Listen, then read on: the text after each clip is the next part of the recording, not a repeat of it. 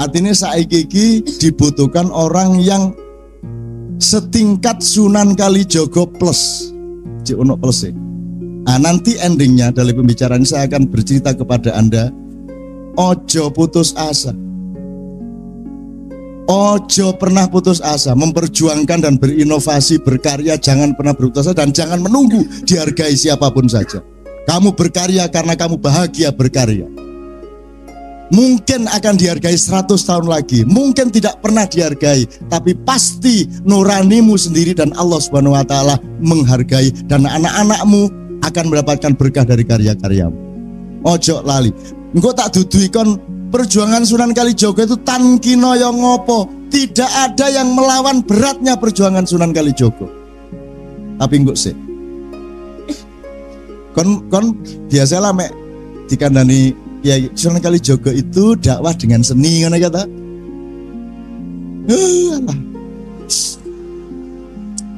Opo dakwah dengan seni kayak Romai Rama karo Zainuddin MZ. Emanu Najib karo Kiai Kanjeng. Nah, opo dakwah karo seni ku opo lah. Itu mek pekerjaan kecil. Sunan Kalijogo engko ae. Engko tak dudui. Tapi intinya adalah yang Anda catat sekarang. Sunan Kalijogo itu hidup berjuang sejak akhir Mojopahit Brawijaya 5 dan dia memproses seluruhnya sampai awal Mataram. Jadi melewati 4 zaman besar. Majapahit, Demak, Pajang, Mataram. Dan kalau Anda sekarang bertemu dengan Sunan Kalijogo, Anda akan tahu bahwa Anda belum melakukan apa-apa di muka bumi ini. Jadi kalau Anda sampai menangis dan putus asa, kamu akan membuat sedih Sunan Kalijogo. Ojo meneraimu. Aku iki biyen gurung ono SMS. Gurung ono BBM. Gurung ono mobil, gurung ono bensin, gurung ono LPG. Aku iki ngeluruk Sabdo Palon Noyo Genggong, Ki Ageng Mangir. Aku ngeluruk MPR DPR-nya Mojopahit iku tak Islamno secara subversif. Prabu Brawijaya tak atur ya apa carane mergo gini, ono 3 siji santri boyongan ngalor ratusan ribu orang dipimpin oleh Sunan Kudus, stafnya Sunan Kalijogo. Iki sing bagian santri kupluan. Nek watu alhamdulillah gitu. Alhamdulillah. Nek sing tengah iki Islam tapi gak semantri santri. Jadi yo kata pek kupluan rodo abangan dedek yo gak sukola.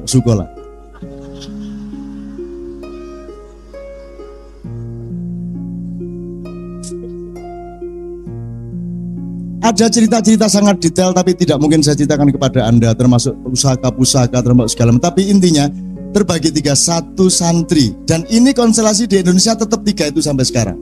Masih ono parpol piroe jane mek 3 iku. Siji sing dunia santri. Ini pun ada faksi-faksi. Ono santri Muhaimin, ono santri Gusdur, ono santri Khofifah, ono santri sapa meneh? Macam-macam santri aja macam-macam wis keping-keping gak karu-karuan. Muhammadiyah soal rokok aja terbagi 2 madhab. Ini termasuk madhab Maliki. Iki madhab Syafi'i gak sih? Madhab Maliki. Jadi nek Pak Malik Fajar ngerokok terus. Nek kon kepingin ngerokok sebagai Muhammadiyah melok madhab Maliki Fajar. Nek kon kepingin gak ngerokok melok madhab Syafi'i Ma'rif. Ya ta. Karepmu kon.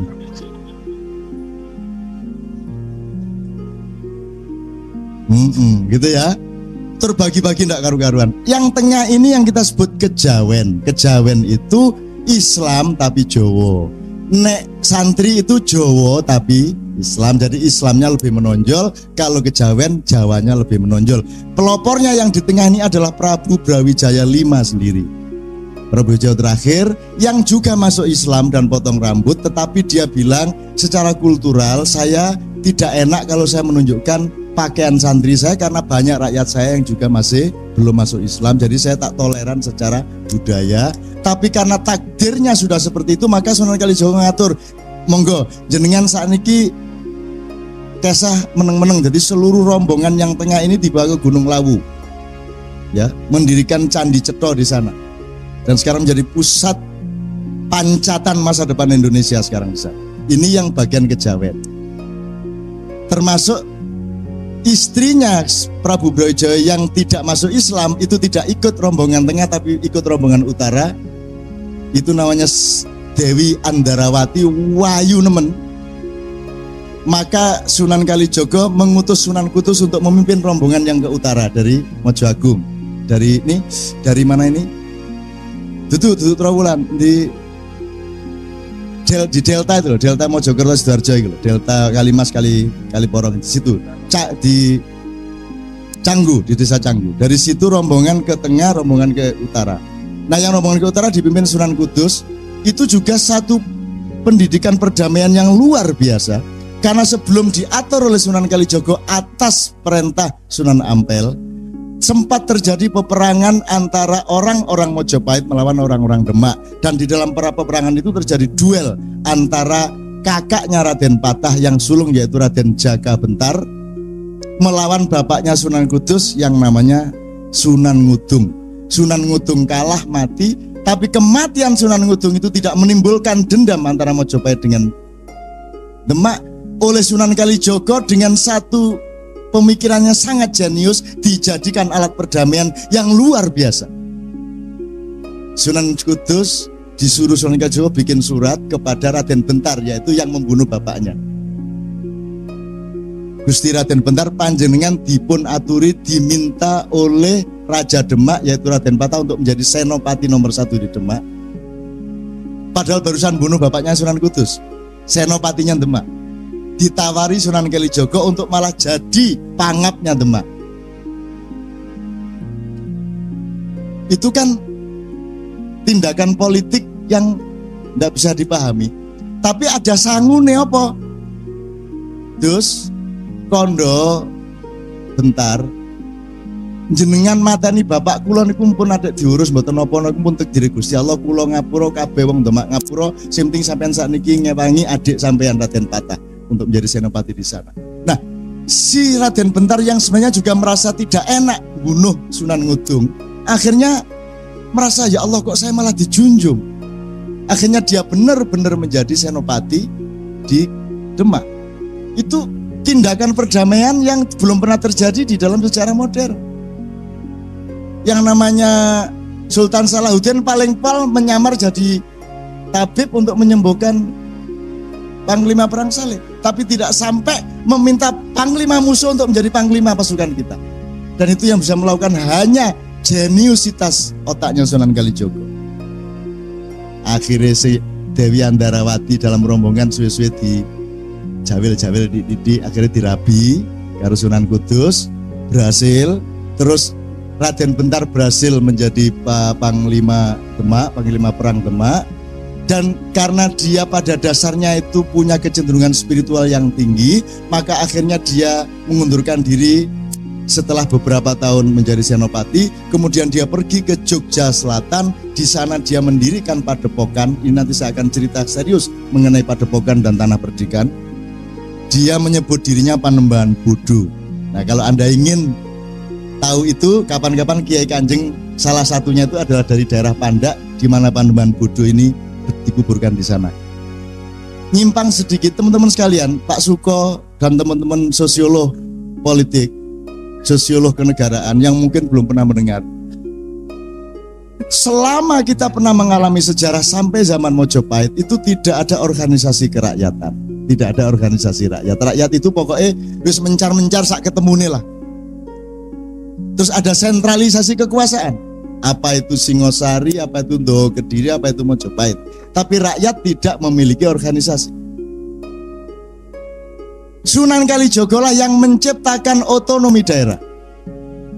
Sunan Kalijaga lah yang punya ide agar supaya di setiap wilayah itu didirikan apa yang dia sebut tanah perdikan, dipimpin oleh orang yang oleh Sunan Kalijaga diberi gelar Ki Ageng atau Ki Gede. Jadi ini negara federal, Demak ini negara federal.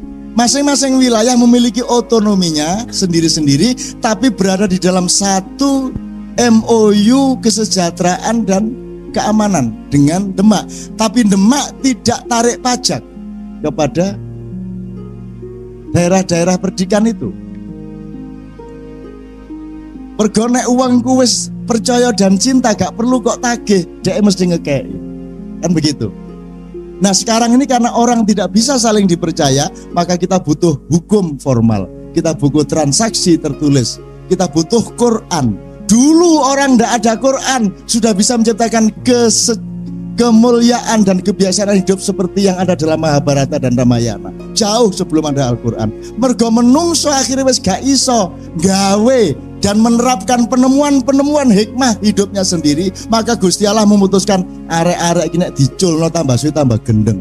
Wis tak kei pager ae. Akhirnya dia turunkan Taurat, dia turunkan Zabur, dia turunkan Injil dan disempurnakan menjadi Al-Qur'an. Iku saking nemene menungso.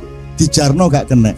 Dijarno egaliter gelut tok, nyolong tok, curang tok, nyerobot tok kaya arek numpak motor iki. Nyerobot rono, nyerobot rene. Akhirnya Tuhan memberi pagar. Nek tak kene Quran, tak kene syariat. Soalnya nemen nih.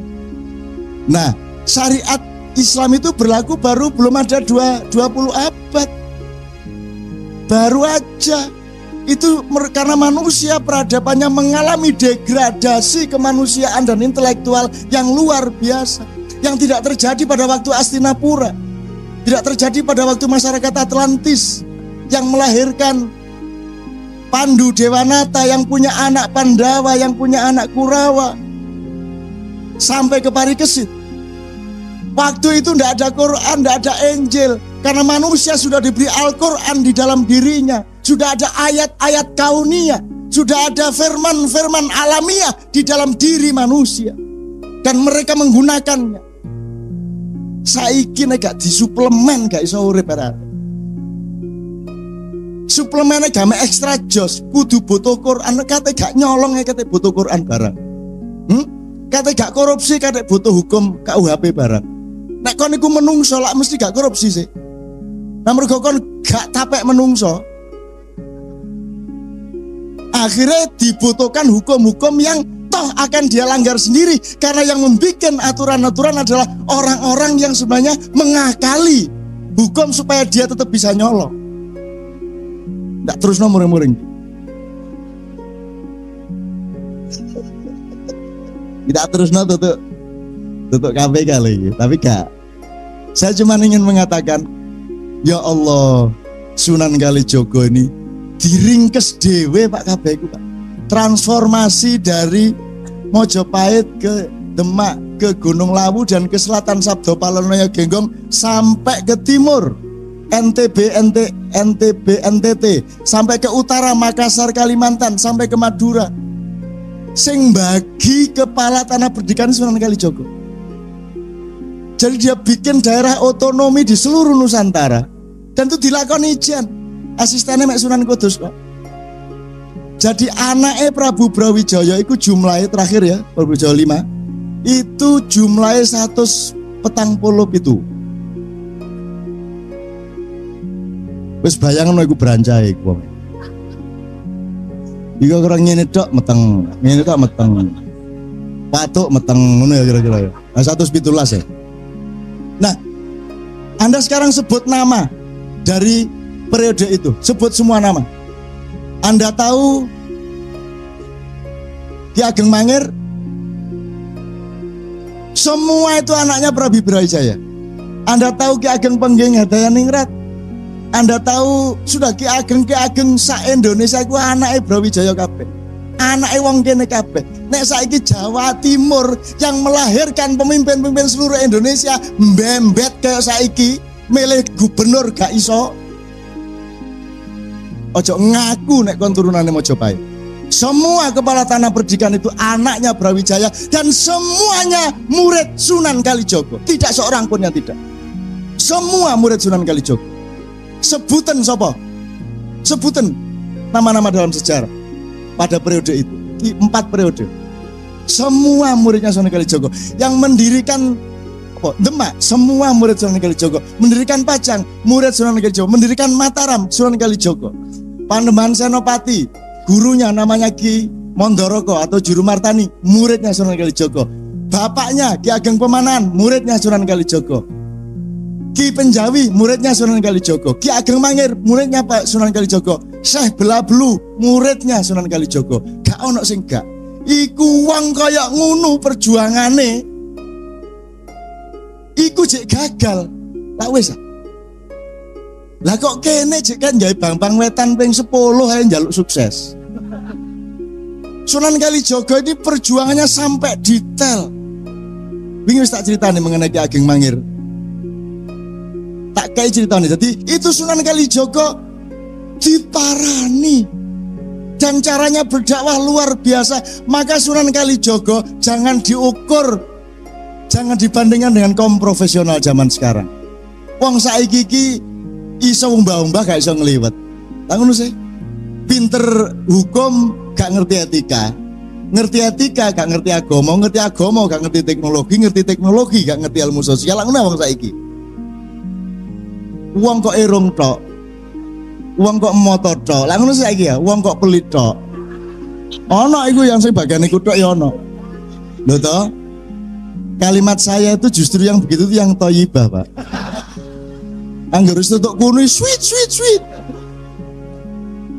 Jadi malaikat bingung, tak catat sebagian delodok tapi kok manfaatnya gede ngono.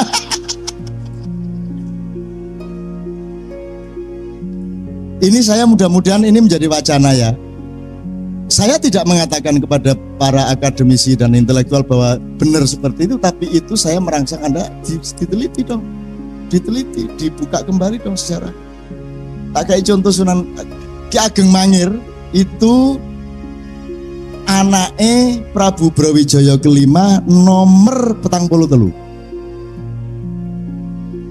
Nah, Ki Ageng Mangir iki sing bagian melok ngedul, sing bagian gak mlebu Islam, sing bagian agama Jawa asli.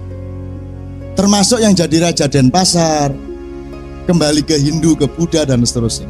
Ya, ini diparani karo Sunan Kalijogo. Jadi suatu malam,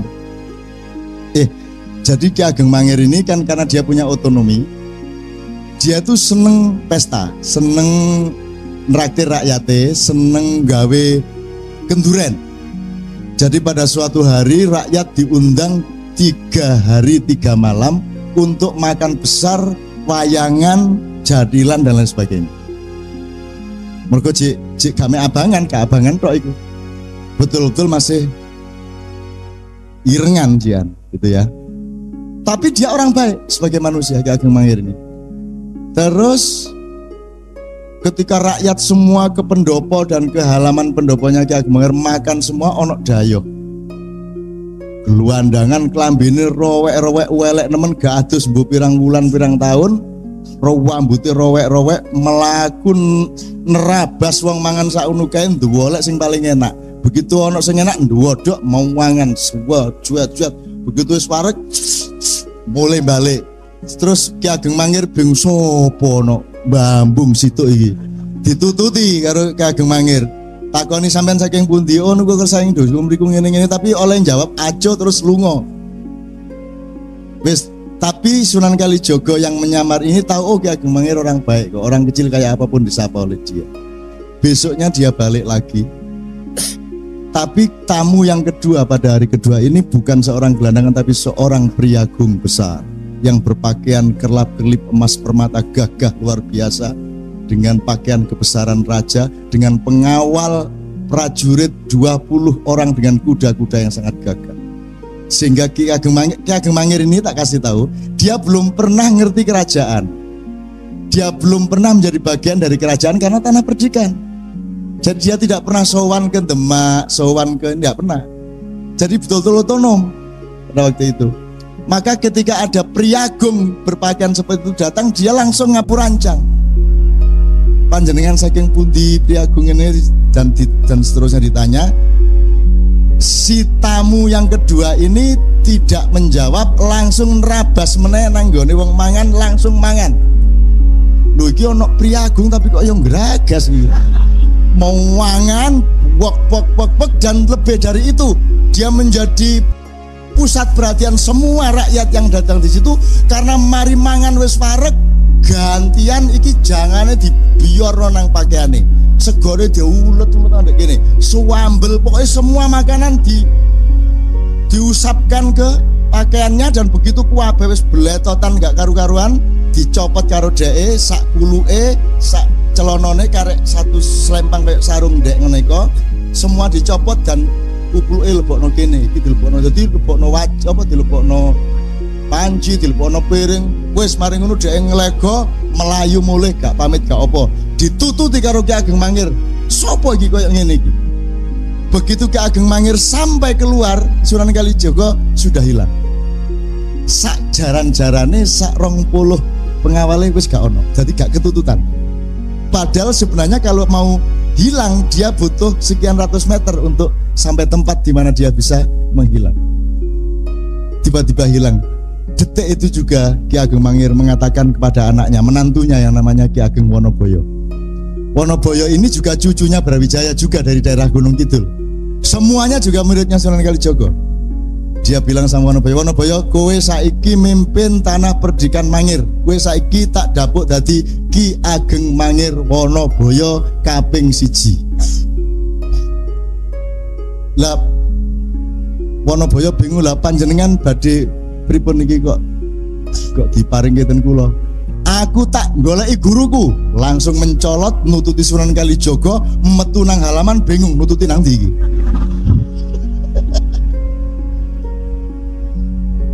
Begitu metu regol nang ndi rono tarono, wis pokoknya akhirnya melayu ngono ae. Melayu terus, dolek sampai berbulan-bulan, sampai akhirnya dia ketemu di lereng Gunung Merapi. Kemudian Sunan Kalijaga mengatakan, oke, nek kowe arep dadi muridku, tak uji sik. Kowe kudu iso dadi naga ngubengi Gunung Merapi, ilatmu karo buntutmu kudu iso gathuk. Wah, berusaha setengah mati. Itu simbolik, artinya dia diakui murid kalau dia sudah menyebarkan kebaikan ke seputar Gunung Merapi. Teman-teman sekalian kan pernah tahu ceritanya Nasruddin toh? Nasruddin Hoja. Mirip seperti itu toh? Itu di Persia sana. Jadi itu di zaman Genghis Khan. Ada seorang sufi gendeng kayak Abu Nawas diundang nang keraton, gak diterima karo satpam karena pakaiannya tidak memenuhi syarat. Akhirnya dia mulai nyili tonggone berpakaian tertib yang memenuhi syarat. Dia datang lagi ke keraton, sampai di situ diterima. Mangkel atine sing diterima lak duduk aku ah, sing diterima lak pakaianku ah. Akhirnya dia melbu ke perjamuan, kelambine dicopot, sebenarnya dicopot dilebokno ngono mang bleng. Akhirnya mulai karo katokan tok, satpam dulu kok sampean mangsul katokan. Lho sing diundang lak pakaian duduk aku, mulai deh. Iku Nasruddin. Tapi lak gak sampai, jangan sambil dibledot. Nah, Sunan Kalijaga Jawa rek lebih dari wong Arab ya wong Persia. Nek ngono tok gampang iku dirodok luwih dramatis. Wow, nek Jawa. Itu sekalian ya, oke. Jadi Sunan Kalijaga itu pun dia mengalami kegagalan. Saya kasih dua aja kegagalan. Kegagalan dalam arti dia nggak gagal, cuman sejarah punya sifat sendiri dan Allah memiliki rencana sendiri. Kamu tahu, Mas Karebet ketika dia menjadi Raja Demak, tapi dia memilih beristana di Pajang, itu ada yang tidak terima, yang merasa dia lebih berhak untuk menjadi raja, yaitu Haryo Jipang atau Haryo Raden Penangsang. Ya, Karebet ini sakti luar biasa. Karebet ini yang memegang Kiai Sangkelat. Kiai Sangkelat ini yang membuat adalah Empu Supo Anom. Itu empu nomor 1 kerajaan Majapahit, yang pernah dicuri keris ini dari kerajaan Demak oleh oleh Ki Maling Celoring. Jadi tahu Grung Maling Celoring? Celoring itu asal usule iku ana wong jenenge Ki Celoring ndek Blambangan kono. Carane mlebu omahe wong iku gak perlu lawang, gak perlu bolongan, pokoknya ana lampu titik set mlebu dek.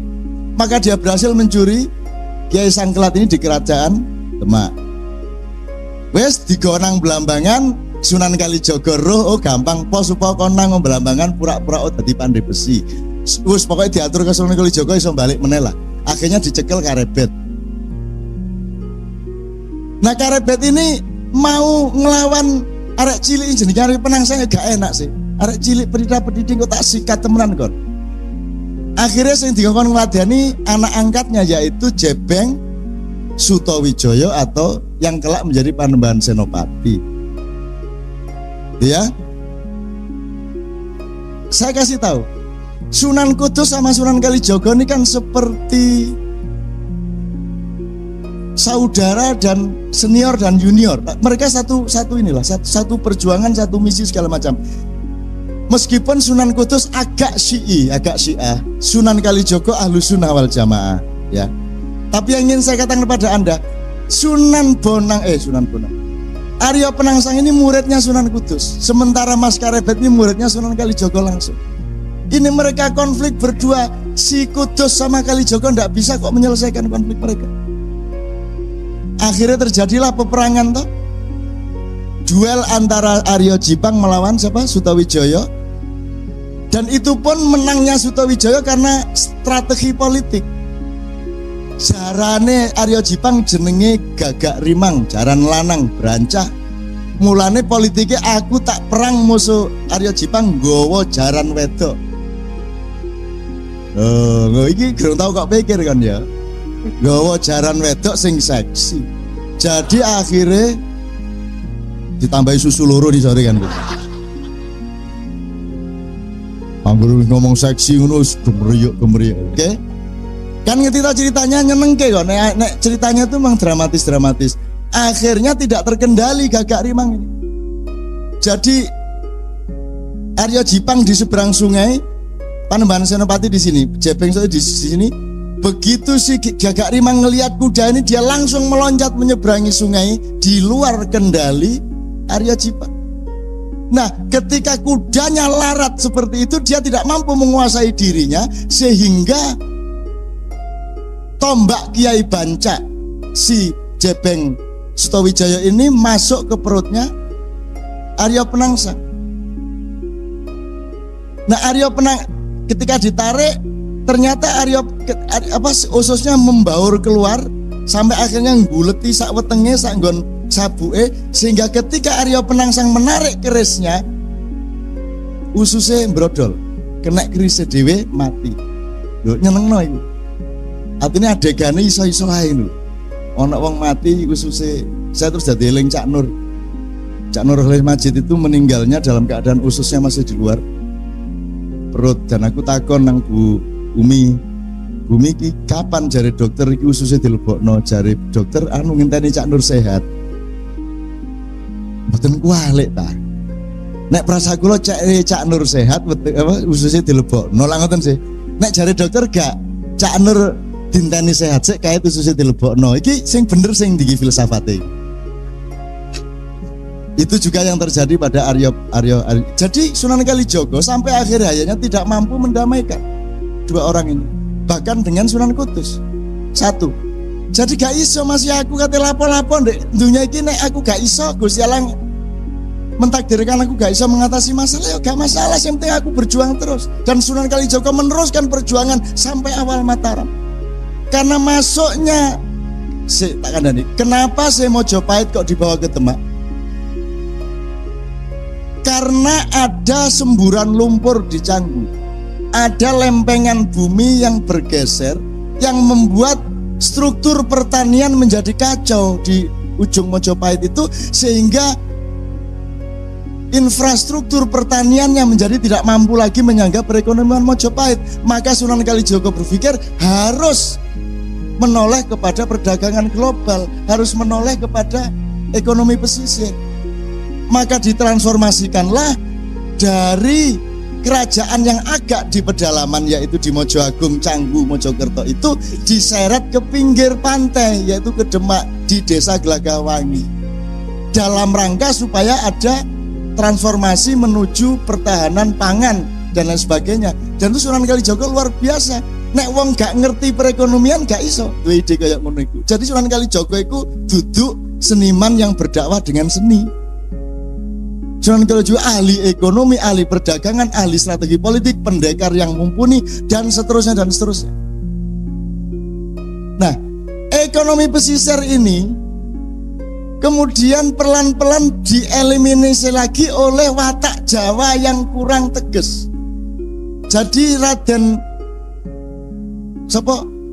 Sultan Hadiwijaya Joko Tingkir iku pekewo, kate beristana di Demak itu pekewo. Aku tak ndek pinggir-pinggir, aku tak ndek Pajangai. Dia lupa bahwa dengan dia masuk ke Pajang, maka seluruh infrastruktur keraton juga akan pindah ke pedalaman. Jadi perekonomian global yang diciptakan Sunan Kalijogo menjadi masuk ke pedalaman. Sunan Kalijogo tidak setuju, tapi sudah terlanjur. Ketika itu kemudian sibuk dengan pertarungan antara Mas Karebet dengan Aryo Jipang. Itu pun kemudian ketika sampai kepada gara-gara Aryo Jipang bisa dibunuh oleh Panembahan Senopati, akhirnya Panembahan Senopati diberi hadiah oleh Mas Karebet tanah Mentau. Dan Mentau itu sangat pedalaman. Maka terjadilah degradasi politik. Dari pedalaman ke pesisir, dari pesisir dikembalikan ke pedalaman, itu pun degradasinya double. Tidak hanya sifat perdagangannya menjadi dari perdagangan ke pertanian, tapi legitimasi spiritualnya pun berubah dari Wali Songo yang semula menjadi background politik berubah menjadi Nyai Roro Kidul. Nah, Panembahan Senopati kemudian sirsiran dan kawin sama Nyai Roro Kidul sampai Sultan Hamengkubuwono ke-10. Semua rabi karo Nyai Roro Kidul. Atimbangane tak kongon pegatan Roro Kidul tak kon jilbaban ngono ae saiki. Saya gak angel-angel temen-temen. Ya saiki sembahyang 5 waktu semua. Nyai blorong barang wis sembahyang 5 waktu. Kadang-kadang melok jemuan barang. Ngono ya kanca-kanca ya. Saya ingin mengatakan kepada Anda, ayo belajar sejarah supaya Anda tahu Anda ini Garuda. Anda ini bangsa besar. Kan itu kan selalu saya omongkan di Bang Wetan. Tidak apa-apa sampai akhir hayat Anda belum berhasil, tidak apa-apa. Anakmu yang berhasil, nek gak anakmu putumu. Tapi kita bangun kembali paruh yang baru itu, kuku yang baru itu, dan tidak pernah putus asa. Gak direken karo pemerintah, gak direken karo Indonesia. Anggitmu Bang Wetan direken ngono kaya apa? Kene ya gak ono sing ngreken. Gitu loh. Ayo direken-reken dhewe. Kok repot. Geden di Bang Wetan karo Indonesia aku takon, secara nilai. Secara nilai. Komprehensinya, kedalamannya, ketinggiannya, ketajamannya, gede mana Indonesia sama Bang Wetan? Pernahkah Indonesia mencapai ilmu-ilmu seperti ini? Tidak kan? Lagi lebih besar Bambang Wetan. Lah iya, wong jelas Bambang Wetan luwih gede timbang Indonesia, kok kon njaluk digendong Indonesia? Lah dengkek Indonesia gendong Bambang Wetan. Kon sing kudu gendong Indonesia, betul enggak? Kamu jangan minta diakui loh yang lebih kecil dari kamu. Nggak kuat hatinya, nggak kuat pikirannya. Kamu yang lebih besar dari mereka, kamu yang menampung mereka, kamu yang punya kebesaran jiwa kepada Indonesia. No. Bung Karno iso pidato ngene iki. Mangkel aku suwe-suwe. Lho nek Sunan Kalijaga ngene iki, seluruh ilmu dia kuasai sebagaimana Rasulullah Muhammad sallallahu alaihi.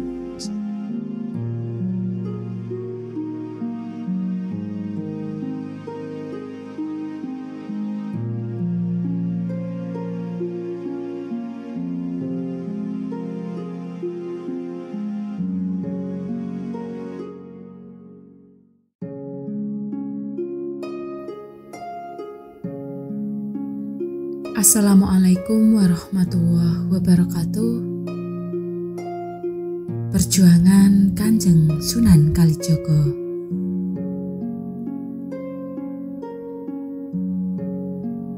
Berabad-abad sejarah di masa silam, manusia sudah punya peradaban yang berdasar persepsi bahwa dunia bukanlah tempat membangun, melainkan tempat menghimpun bahan-bahan bangunan untuk kelak mendirikan bangunan sejati di kampung halaman, yakni surga. Bertanyalah kepada orang-orang di desa, di lereng gunung, bahkan di pasar dan jalanan kota. Kita hidup di dunia ini sebenarnya ngapain?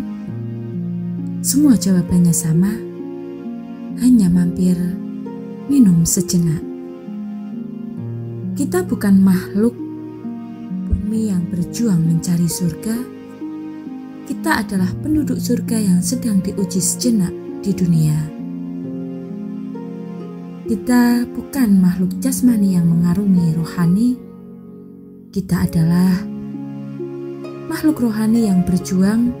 Kita adalah makhluk rohani yang berjuang untuk tidak diberdaya oleh jasmani. Kita adalah pejuang spiritual yang berperang melawan nafsu materialisme, berperang di ranah dan secara ilmu, mental, nurani, budaya, dan peradaban. Tradisi baku para pemimpin dan pejabat di masa lalu adalah mendita, mempandita. Substansinya sama dengan nyufi atau membuddha, yakni mengambil jarak dari jabatan, kekuasaan, harta benda, dan segala nafsu keduniaan. Ada yang menunggu jabatannya usai, ada yang pensiun dini seperti Adipati Terung yang menyepi sebagai panembahan bodoh. Perhatikan, ia menyebut dirinya bodoh. Di puncak ilmu, pengetahuan, dan pengalamannya manusia menemukan bodohnya. Itu tradisi zuhud, tidak diperbudak oleh dunia, tidak mengemis kepada dunia. Perdana Menteri Majapahit Sang Gajah Mada pun melewati alur ini. Menyingkir dari keraton, bergubuk di pelosok, banyak anak-anak muda datang nyantrik sehingga menjadi cantrik. Lainnya berdatangan nyantri sehingga menjadi santri beliau. Bahkan salah seorang putra Prabu Brawijaya diasuh oleh Gajah Mada lelaku rohani. Latihan iktikaf, meditasi, kontemplasi, bertapa, perjalanan memasuki jagat diri sendiri. Kebanyakan orang sekarang mencari kebahagiaan dengan melakukan perjalanan keluar dirinya, membangun gedung-gedung, dan menyelenggarakan kemudahan hidup melalui teknologi. Orang dulu menemukan kebahagiaan sesudah menempuh perjalanan ke dalam dirinya, menemukan kesejatian dirinya yang berlaku abadi. Kalau bicara menyebut Tuhan, orang biasanya menudingkan tangannya ke langit, padahal para pejalan mendita, nyufi, dan Buddha menemukan langit dan penciptanya di lubuk kedalaman dirinya. Ufuk itu di lubuk, lubuk itu di ufuk. Sunan Kalijaga bahkan sepanjang hidupnya berdomisili di ufuk lubuk atau lubuk ufuk. Ia tidak berputar melewati kekuasaan, jabatan, kursi fatamorgana di keraton, tidak menghabiskan waktu untuk memperjuangkan karir dan kejayaan, meskipun beliau tidak sanggup mengelakkan diri dari kemasyhuran. Kerajaan dan rakyatnya, kesultanan dengan umatnya adalah bebatuan dan kerikil yang bertempat tinggal di Sahara rohani dan pepohonan cinta di dalam dirinya. Cobalah berpikir tentang kekuasaan politik yang komponennya adalah kekuatan, kesaktian, modal untuk menguasai, serta kepemilikan atas massa atau rakyat, atau sebut harisma dan ekspertasi. Awu atau harisma jangan tanyakan lagi. Legenda mempercayai Kalijogo Muda adalah penjahat begal jalanan yang digelar Brandal Lokajaya. Apa yang membuat dia merampok harta orang kecil? Padahal dia putra Bupati Tuban yang secara ekonomi tak kurang suatu apapun. Memamerkan kesaktian? Sakti apaan kalau sekadar mengalahkan pedagang-pedagang kecil di Bulak-Bulak? Lebih rasional kalau yang Raden Sahid lakukan adalah memancing datangnya Sunan Bonang. yaitu seniornya, karena mengincar teken atau tongkat beliau agar dipinjamkan. Untuk sewaktu-waktu kalau diperlukan bisa dijadikan tombak, pedang atau cambuk atau apa saja, tergantung musuh yang dihadapinya. Juga di samping mereguk haromahnya, kalau teken itu berpindah ke tangannya, secara psikologis itu menjadi lambang pendelegasian oleh generasi tua ke yang muda. Dan Sunan Bonang benar-benar datang di tengah ia merampok, menaklukkan Kalijaga. Sunan Bonang menancapkan tekennya di tepi sungai dan memerintahkan agar Syahid menjaganya selama setahun. Maka setahun kemudian teken itu tergenggam di tangan Sunan Kalijaga. Itu dari sisi inner software karisma, di mana seniornya bisa ia pancing, atraktivitasnya. Kapan-kapan kita menguak kisah Kanjeng Sunan di Pandanaran Semarang. Seputar Gunung Merapi dan banyak lagi ekspektasi, Sunan Kalijaga adalah pendekar dugdeng, budayawan, ekstra kreatif, ulama dengan kelengkapan syar'i, tasawuf, pengetahuan alam, jam terbang pengelolaan sosial, negarawan, mumpuni, ahli pertanian, karawitan, ilusionis, kelas ekstra dan macam-macam lagi. Maka dengan semua sultan menurut definisi Allah, kesaktian, persenjataan dan akses terhadap rakyat maupun apa saja yang diperlukan untuk berkuasa, kenapa bukan Sunan Kalijaga saja yang ambil alih kekuasaan Brawijaya? 5. Justru untuk menata kembali kekuatannya di tengah krisis.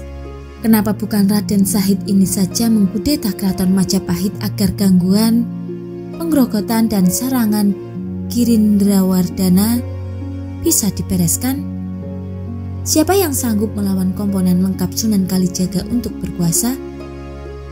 Kenapa Kalijaga hanya meletakkan diri di pinggiran, memandu proses transformasi, bedol negara, transmigrasi atau imigrasi massal, membagi wilayah martabat semua pihak secara bijaksana? Karena raja terakhir Majapahit ini tidak mau memotong rambut panjangnya, sebagai senapan bahwa ia tidak mau begitu saja ditelan atau menalam Islam. Melepas secara demokratis mobilitas bedol negara ke arah barat maupun timur hingga wilayah kerajaan Klungkung yang memang merupakan imigran perintis dari Majapahit. Kenapa Sunan Kalijaga tidak menyetujui niat untuk memusuhi Majapahit, sehingga tanpa bisa dikendalikan akhirnya terjadi 2 kali bentrok yang menewaskan bapaknya Sunan Kudus? Kenapa ia menghalangi niatan untuk mengkudeta kekuasaan Majapahit? Meskipun kemudian Sunan Kalijaga gagal melindungi Nyolaiwa, gubernur terakhir Provinsi Majapahit, yang dikeroyok oleh rakyatnya sendiri yang mengamuk karena pemimpinnya tidak mampu membangkitkan kembali kejayaan Majapahit. Daripada Joko Tingkir bertengkar tak habis-habis melawan Arya Penangsang yang merasa berhak atas tahta, atau ada latar belakang yang lain, misalnya Ahlus Sunnah vs Syiah, sampai-sampai Pangeran Benowo bosan dan jijik terhadap perilaku politik nasional, sehingga menyingkir dan mendita ke daerah Banyumas dan mendirikan pesantren. Kenapa Sunan Kalijaga tidak ambil alih saja kekuasaan Demak dan kemudian Pajang? Kenapa bukan Sunan Kalijaga saja yang naik tahta menjadi pemimpin nasional bangsanya? Sampai-sampai keturunan ke-9 Benowo didesak untuk naik tahta di istana NKRI, yakni Pangeran Abdurrahman Wahid. Dengan menyiapkan segala mekanisme politik dan strategi pemenangannya, turunan 9 ini harus mudik ke istana membayar hutang kakek buyutnya Pangeran Benowo. Lain pasal bahwa kemudian yang berlangsung tidak sebagaimana yang kami bayangkan. Kenapa bukan Sunan Kalijaga saja yang menjadi raja? Kenapa bukan Nabi Khidir saja yang tampil menaklukkan Fir'aun? Apa susahnya bagi Khidir untuk menyelentik? Kenapa harus Musa yang melawan? Yang berguru kepada Khidir terbukti tidak lulus? Kenapa itu tidak rasional menurut asas dan prinsip aktivisme? Mungkin karena negara sudah bedol dari diri Sunan Kalijaga.